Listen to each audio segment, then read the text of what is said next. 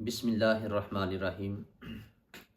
آج ہم 4 رکعت فرض نماز جو ہے اس کو ادا کرنے کا جو صحیح طریقہ ہے اس کو ہم پڑھیں گے۔ بہت زیادہ ہمارے جو ساتھی ہیں ان کو فرض نماز پڑھنے کا جو صحیح طریقہ ہے ان کو معلوم نہیں ہوتا کہ ہم نے فرض نماز کو کس طرح پڑھنا ہے۔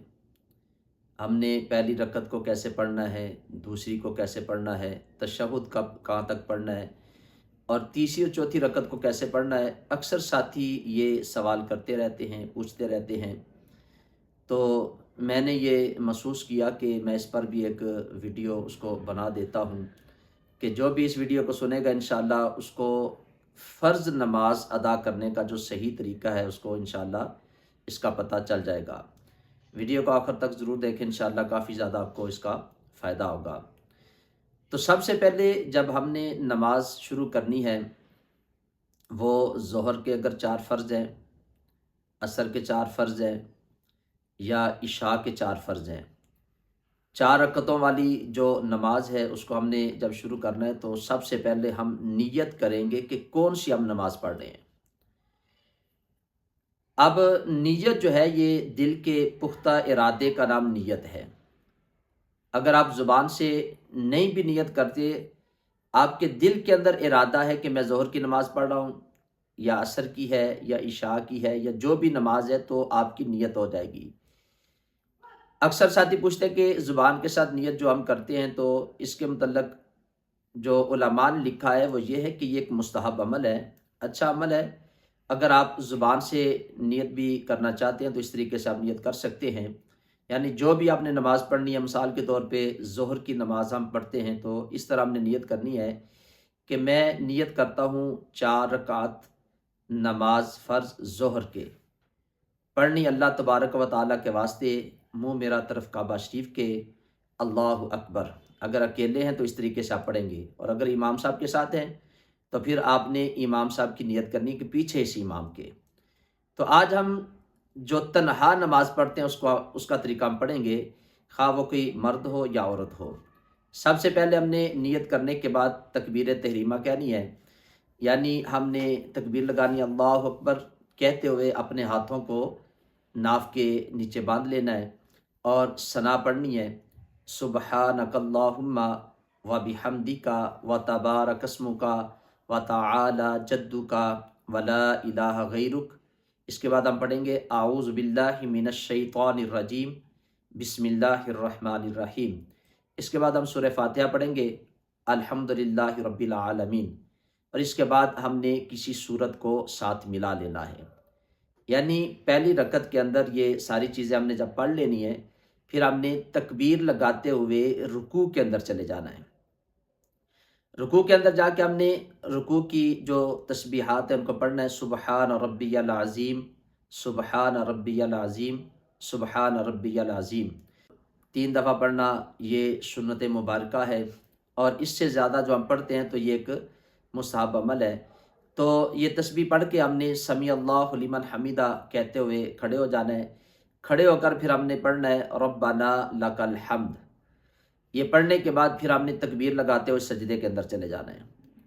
تو سجدے کے اندر جا کے بھی ہم نے جو سجدے کی تسبیحات ہیں، 1 دفعہ پڑھنا، 3 دفعہ پڑھنا، یا اس سے زیادہ پڑھنا، یہ وہی حکم ہے جو رکوع کے اندر ہم نے جس طرح ہم نے پڑھا تھا۔ تو ایک سجدہ ہمارا مکمل ہوگا، ہم نے بیٹھ جانا ہے، بیٹھنے کے بعد پھر ہم نے تکبیر لگا کے دوسرے سجدے کے لیے نیچے جانا ہے۔ تو یہ 1 رکعت ہماری مکمل ہوئی۔ دوسری رکعت کے لیے جب ہم نے کھڑے ہونا ہے تو ہم نے اپنے ہاتھوں کو باندھ لینا ہے، اور سب سے پہلے ہم نے بسم اللہ الرحمن الرحیم پڑھنی ہے۔ اس کے بعد ہم نے سورہ فاتحہ یعنی الحمد شریف سے دوسری رکعت کو شروع کرنا ہے، اور الحمد شریف پڑھنے کے بعد پھر ہم نے کسی سورت کو پڑھنا ہے۔ تو صورتوں میں ترتیب کا لحاظ ہم نے رکھنا ہے، یعنی پہلی رکعت کے اندر جو ہم نے سورت پڑھی تھی، دوسری رکعت میں ہم نے اس سے آگے والی کوئی سورت پڑھنی ہے۔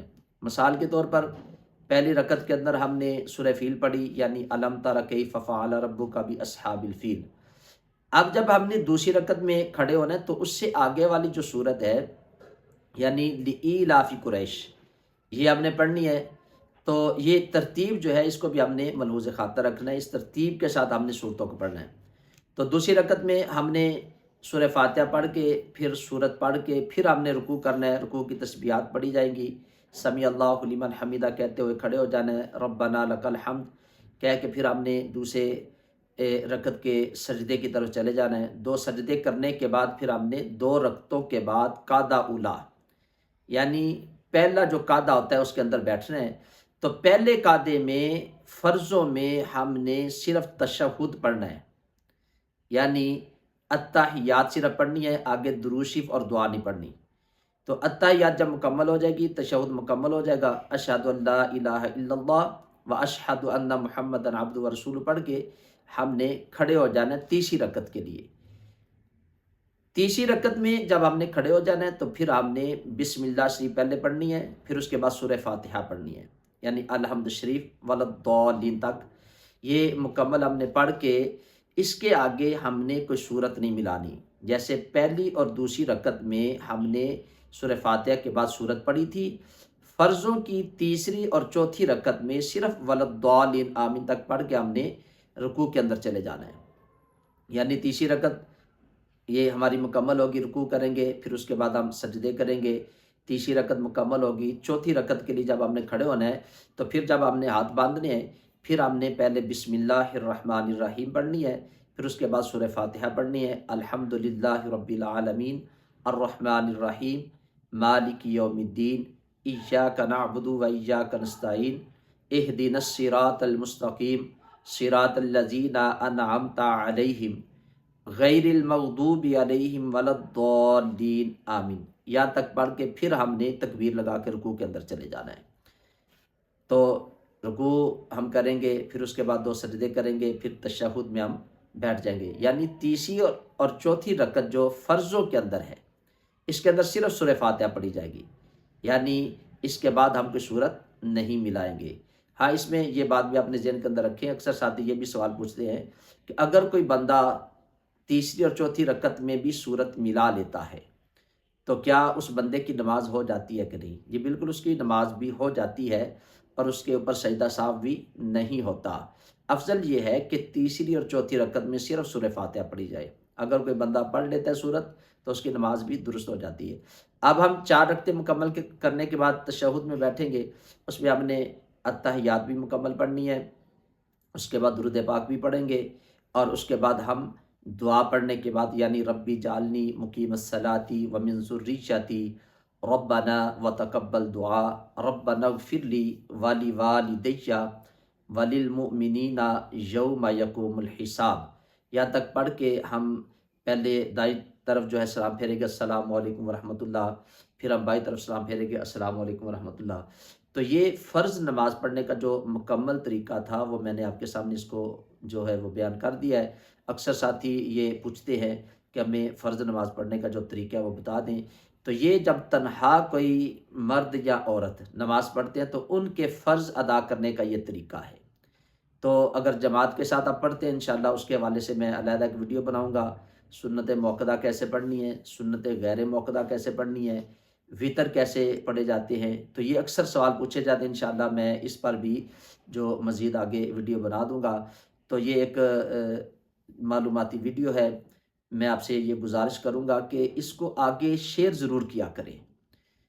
بہت زیادہ ہمارے ساتھی ہوتے ہیں کہ جن کو ان مسائل کا پتہ نہیں ہوتا، نماز کا طریقہ نہیں آتا۔ اگر کوئی آپ کے ایک شیئر کرنے سے، آپ کی انگلی ہلانے سے یہ کافی لوگوں تک یہ میسج جائے گا، کوئی سنے گا، اس کی نماز بہتر ہو جائے گی، تو انشاءاللہ اس کا اجر آپ کو بھی ملے گا اور اللہ تعالیٰ کی بارگاہ سے مجھے بھی اس کا اجر اور ثواب ملے گا۔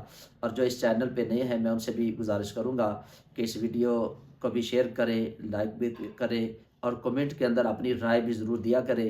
اس چینل کو سبسکرائب بھی کر دیں، بیل آئیکن کے بٹن کو بھی ضرور دبا دیں۔ اللہ تعالیٰ ہم سب کا حامی و ناصر ہو۔ السلام علیکم ورحمۃ اللہ وبرکاتہ۔